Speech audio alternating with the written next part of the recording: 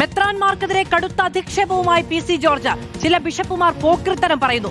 സഭയ്ക്ക് ബി.ജെ.പി വേണ്ടെങ്കിൽ ബി.ജെ.പിക്ക് അവരെയും വേണ്ട എന്ന് പി.സി. ജോർജ് പറഞ്ഞു.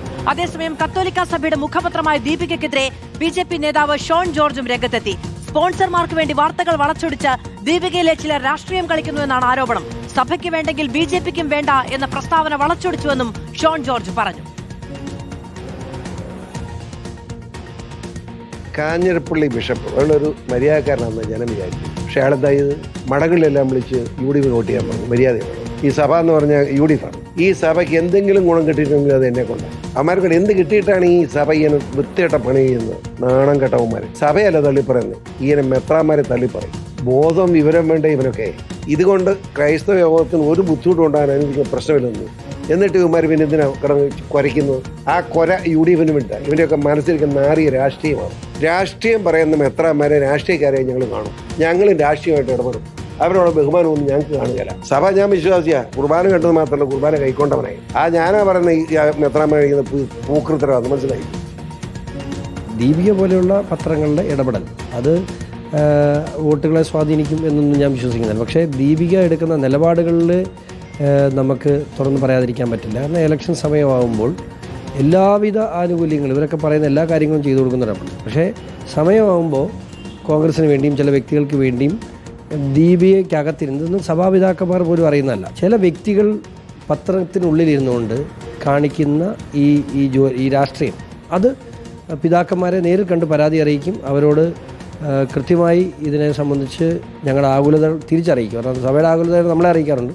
നമ്മുടെ ആകുലത തിരിച്ചറിയിക്കും. കാരണം സഭയുടെ മുഖപത്രം എന്ന് പറയുമ്പോൾ സഭയുടെ മുഖപത്രമായിരിക്കണം. അവിടുത്തെ ഇൻവെസ്റ്റേഴ്സിൻ്റെ പലരുടെയും താല്പര്യങ്ങൾ സംരക്ഷിക്കുന്ന രീതിയിലേക്ക് ദീപിക മാറാൻ പാടില്ല.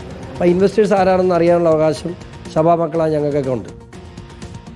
അതേസമയം പി.സി. ജോർജിന് മറുപടിയുമായി കാത്തലിക് കോൺഗ്രസ് രംഗത്തെത്തി. പി.സി. ജോർജിനെ പോലെയുള്ള രാഷ്ട്രീയ കോമരങ്ങൾ കേരള രാഷ്ട്രീയത്തിന് മാനക്കേടാണ് എന്ന് കാത്തലിക് കോൺഗ്രസ് പ്രസ്താവനയിൽ പറഞ്ഞു.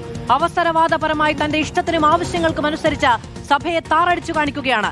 ഇത് തുടർന്നാൽ നിയമ നടപടി സ്വീകരിക്കുമെന്നും വ്യക്തമാക്കി. സജോ ദേവസ്യ വിവരങ്ങളുമായി ചേരുകയാണ്. സജോ, പി.സി. ജോർജിന്റെ ഒരു പ്രതികരണം. ഇപ്പോ നിയമസഭാ തെരഞ്ഞെടുപ്പ് കഴിഞ്ഞതിന്റെ പിറ്റേ ദിവസം തന്നെ സഭയ്ക്കെതിരെ വാളോങ്ങി നിൽക്കുകയാണ് പി.സി. ജോർജ്. പോക്രിത്തരം എന്നാണ് സഭാപിതാക്കന്മാരുടെ പ്രവൃത്തിക്ക് നേരെ ഉന്നയിക്കുന്ന ഒരു ആരോപണം. ഇപ്പോൾ കത്തോലിക് കോൺഗ്രസും രൂക്ഷമായ ഭാഷയിൽ പ്രതികരിച്ചുകൊണ്ട് രംഗത്തെത്തിയിരിക്കുകയാണ്.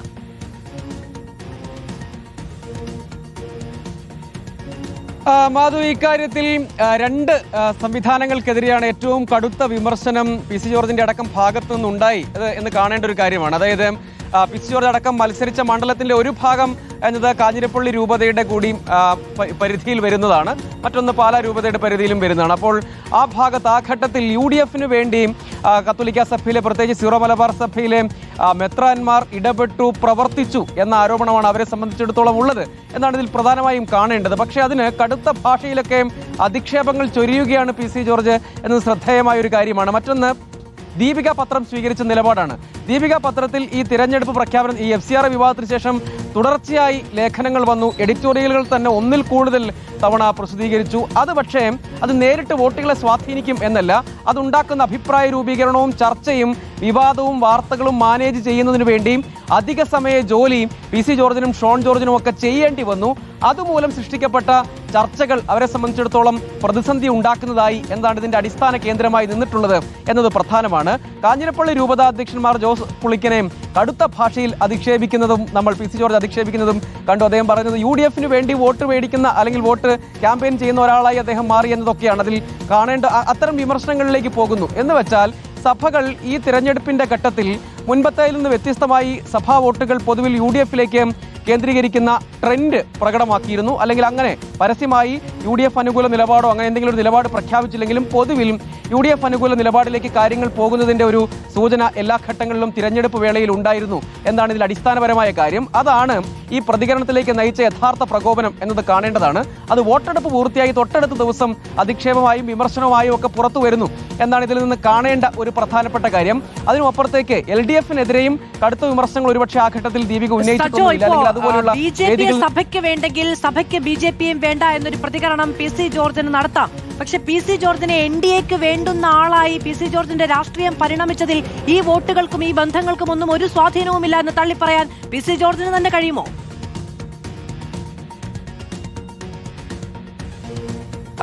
മാധു, ഇക്കാര്യത്തിൽ പി സി ജോർജിനും ഷോൺ ജോർജിനും ഒരു കാരണവശാലും കഴിയില്ല എന്നാണ് ഇതിലെ പ്രധാനപ്പെട്ട കാര്യം. അതായത് ബി ജെ പിയിലെ സ്ഥാനം തന്നെ, അല്ലെങ്കിൽ ബി ജെ പിയിലേക്ക് അവർ എത്തുന്നതിന്റെ വഴി തന്നെ ഈ ഒരു റൂട്ടാണ് എന്താണ് കാണേണ്ടത്. കേരളത്തിലെ ക്രിസ്ത്യൻ ഔട്ട്റീച്ചിന്റെ വഴി ഉപയോഗപ്പെടുത്തിയാണ് അവർ ബി ജെ പിയിലേക്ക് വഴി വെട്ടി തുറന്ന് പോയത് എന്താണ് ഇതിലെ അടിസ്ഥാനപരമായ കാര്യം. അല്ലെങ്കിൽ ക്രിസ്ത്യൻ വോട്ടുകളെ, ക്രൈസ്തവ വോട്ടുകളിലെ ഒരു ശതമാനത്തെ, അല്ലെങ്കിൽ കഴിയുന്ന ഒരു വിഭാഗം ആളുകളെയെങ്കിലും ബി ജെ പിയുടെ രാഷ്ട്രീയ പാളയത്തിലേക്ക് എത്തിക്കുക.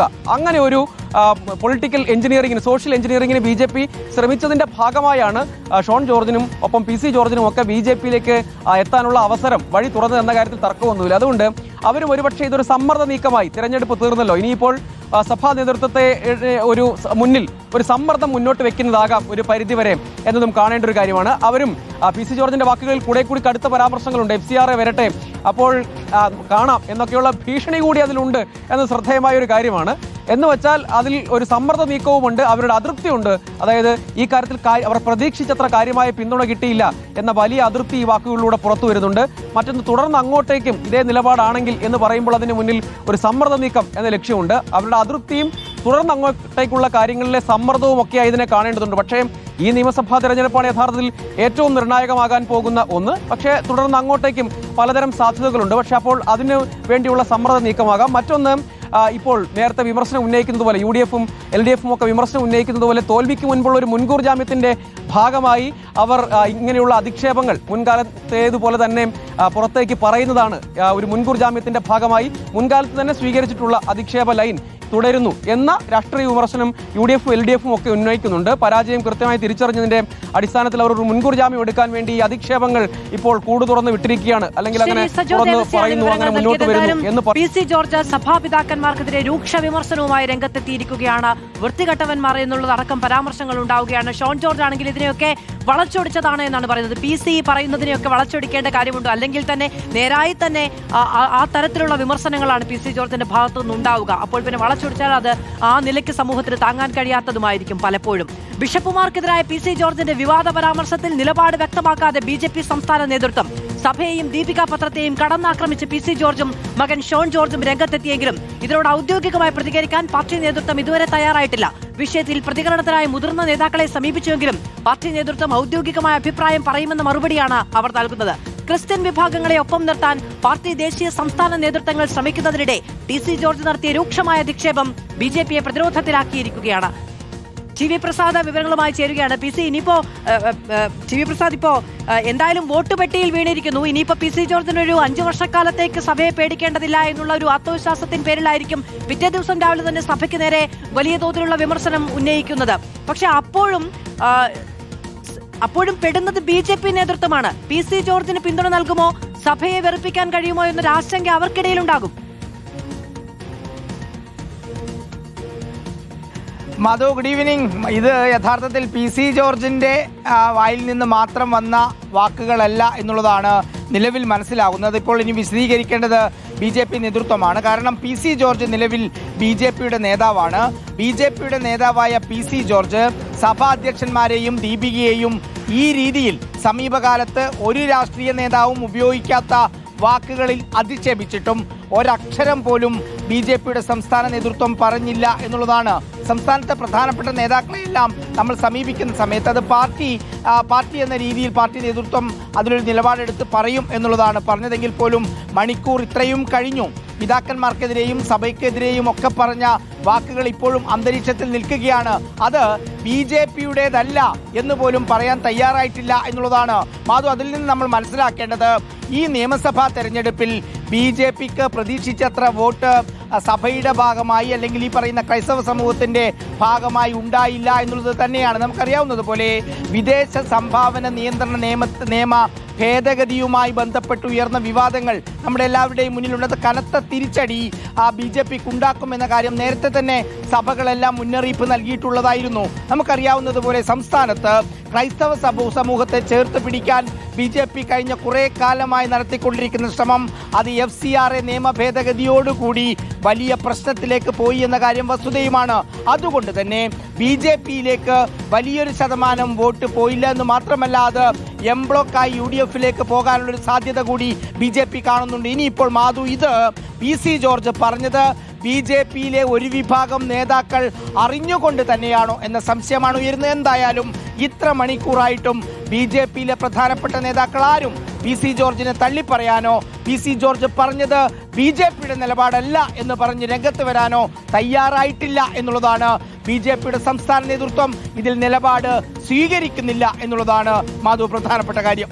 TV പ്രസാദാണ് വിവരങ്ങൾ നൽകിയത്. ഏറ്റവും പ്രധാനപ്പെട്ട ഒരു കാര്യമാണ് TV പ്രസാദ് പങ്കുവച്ചത്. കാരണം സാധാരണഗതിയിൽ നോക്കൂ, ഈ BJP PC ജോർജിലേക്കും മകൻ ഷോൺ ജോർജിലേക്കും എത്താനുള്ള കാരണം തന്നെ നേരത്തെ സജോ ദേവസ് ചൂണ്ടിക്കാണിച്ചതുപോലെ ക്രിസ്ത്യൻ ഔട്ട്റീച്ച് എന്ന വിഷയം തന്നെയാണ്. ആ വാതിലിലൂടെയാണ് ഇന്ത്യയിലേക്ക് PC ജോർജും മകൻ ഷോൺ ജോർജും എത്തുന്നത്. സ്വാഭാവികമായും PC ജോർജിന്റെ ഭാഗത്ത് നിന്ന് ഇങ്ങനെ ഒരു പ്രതികരണം വരുന്ന സമയത്ത് BJP-യുടെ ഭാഗത്ത് നിന്ന്, ഇന്ത്യയുടെ മുതിർന്ന നേതാക്കളുടെ ഭാഗത്ത് നിന്ന് അതിലൊരു പ്രതികരണം വരേണ്ടതാണ്. പക്ഷെ അങ്ങനെ ഉണ്ടായിട്ടില്ല എന്നുള്ളത് രാഷ്ട്രീയ കൗതുകമാണ്.